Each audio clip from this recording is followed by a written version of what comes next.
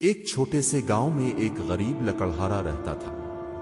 وہ روز صبح جنگل جاتا، لکڑیاں کاٹتا اور شام کو بازار میں بیچ کر اپنی گزر بسر کرتا۔ وہ ایماندار اور نیک دل انسان تھا۔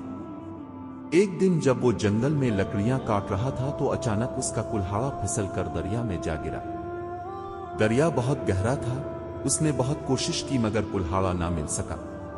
وہ پریشان ہو کر کنارے بیٹھ گیا اور دعا کرنے لگا، یا اللہ، میں غریب آدمی ہوں، یہی میرا روزگار تھا، میری مدد فرما۔ اتنے میں دریا کے اندر سے ایک بزرگ نمودار ہوئے۔ ان کے ہاتھ میں سونے کا کلہاڑا تھا۔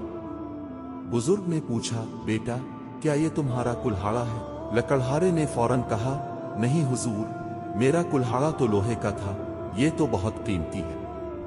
بزرگ مسکرا دیے اور دوبارہ پانی میں غائب ہو گئے۔ کچھ دیر بعد وہ پھر ظاہر ہوئے، اب ان کے ہاتھ میں چاندی کا کلہاڑا تھا۔ بزرگ نے پوچھا، کیا یہ تمہارا کلہاڑا ہے؟ لکڑہارے نے کہا، نہیں، میرا یہ بھی نہیں ہے۔ تیسری بار بزرگ ایک عام لوہے کے کلہاڑے کے ساتھ نکلے۔ لکڑہارے کی آنکھیں خوشی سے چمک اٹھیں۔ اس نے کہا، ہاں حضور، یہی میرا کلہاڑا ہے۔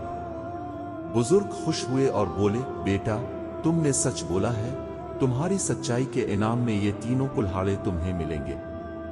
لکڑہارا خوشی سے جھوم اٹھا اور شکریہ ادا کر کے گھر لوٹا۔ اس دن کے بعد اس کی زندگی بدل گئی۔ لوگ اس کی دیانت داری کے قصے سن کر اس سے سیکھنے لگے۔